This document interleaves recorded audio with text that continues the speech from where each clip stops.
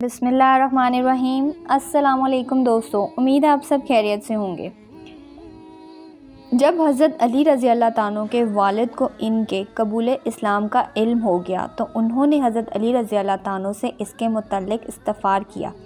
آپ اپنے والد کا سوال سن کر حضرت علی رضی اللہ تعالیٰ عنہ نے فرمایا، ابا جان، میں اللہ اور اس کے رسول پر ایمان لا چکا ہوں اور جو کچھ اللہ کے رسول لے کر آئے ہیں اس کی تصدیق کر چکا ہوں، لہٰذا ان کے دین میں داخل ہو گیا ہوں اور ان کی پیروی اختیار کر چکا ہوں۔ یہ سن کر ابو طلحہ نے کہا، جہاں تک آپ کی بات ہے یعنی محمد صلی اللہ علیہ وسلم، تو وہ تمہیں بھلائی کے سوا کسی دوسرے راستے پر نہیں لگائیں گے، لہٰذا ان کا ساتھ نہ چھوڑنا۔ ابو طلحہ اکثر یہ کہا کرتے تھے، میں جانتا ہوں میرا بھتیجا جو کہتا ہے حق ہے، اگر مجھے یہ ڈر نہ ہوتا کہ قریش کی عورتیں مجھے شرم دلائیں گی تو میں ضرور ان کی پیروی قبول کر لیتا۔ عفاف غنی رضی اللہ تعالیٰ عنہ ایک تاجر تھے۔ ان کا بیان ہے، اسلام کرنے سے بہت پہلے میں ایک مرتبہ حج کے لیے آیا۔ تجارت کا کچھ مال خریدنے کے لیے میں عباس بن ابو مطلب کے پاس گیا۔ وہ میرے دوست تھے اور یمن سے اکثر عطر خرید کر لاتے تھے، پھر حج کے موسم میں مکہ فروخت کرتے تھے۔ میں ان کے ساتھ منی میں بیٹھا تھا، ایک نوجوان آیا۔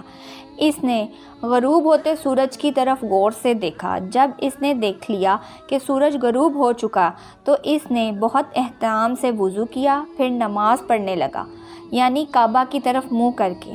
پھر ایک لڑکا آیا جو بالغ ہونے کے قریب تھا۔ اس نے وضو کیا اور اس نوجوان کے برابر کھڑا ہو کر نماز پڑھنے لگا۔ پھر ایک عورت خیمے سے نکلی اور اس کے پیچھے نماز کی نیت باندھ کر کھڑی ہو گئی۔ اس کے بعد اس نوجوان نے رکوع کیا تو اس لڑکے اور اس عورت نے بھی رکوع کیا۔ نوجوان نے سجدے میں گیا تو وہ بھی دونوں سجدے میں چلے گئے۔ یہ منظر دیکھ کر میں نے عباس بن ابن مطلب سے پوچھا، عباس یہ کیا ہو رہا ہے؟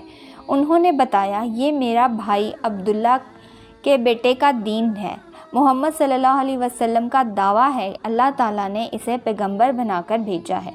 یہ لڑکا میرا بھتیجا ہے، علی ابن طالب ہے، اور یہ عورت محمد صلی اللہ علیہ وسلم کی بیوی ختیجہ ہے۔ یہ عفاف غنی رضی اللہ تعالیٰ عنہ مسلمان ہونے تو کہا کرتے تھے، کاش اس وقت ان میں چوتھا آدمی میں ہوتا۔ اس واقعے کے بعد غالباً حضرت زید بن حارث رضی اللہ تعالیٰ عنہ اور حضرت ابو بکر صدیق رضی اللہ تعالیٰ عنہ وہاں موجود نہیں تھے، اگرچہ اس وقت تک دونوں مسلمان ہو چکے تھے۔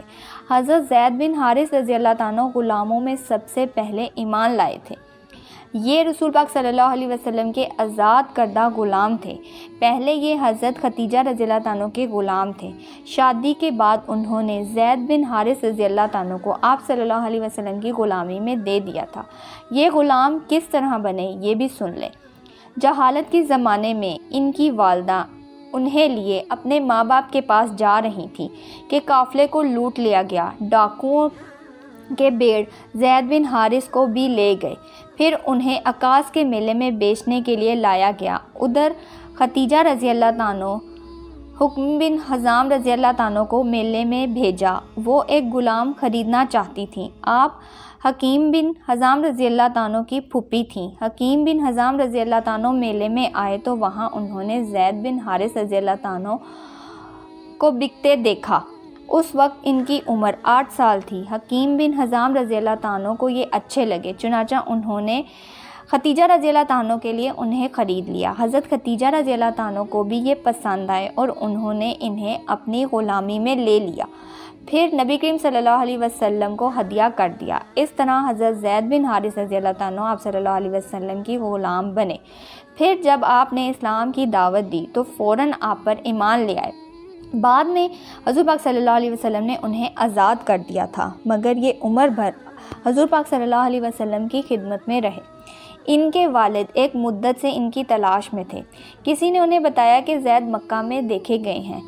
ان کے والد اور چچا انہیں لینے فوراً مکہ معظمہ کی طرف چل پڑے۔ مکہ پہنچ کر یہ آپ صلی اللہ علیہ وسلم کی خدمت میں حاضر ہوئے اور آپ کو بتایا کہ زید ان کا بیٹا ہے۔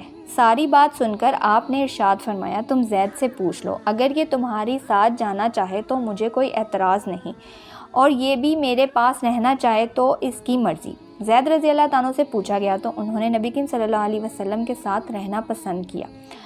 اس پر باپ نے کہا زید تیرا برا ہو تو آزادی کی مقابلے میں غلامی کو پسند کر رہا ہے۔ جواب میں حضرت زید رضی اللہ عنہ نے کہا ہاں، ان کے مقابلے میں میں کسی اور کو ہرگز نہیں چن سکتا۔ آپ نے حضرت زید رضی اللہ عنہ کی یہ بات سنی تو آپ کو فوراً حجر اسود کے پاس لے گئے اور اعلان فرمایا آج سے زید میرا بیٹا ہے۔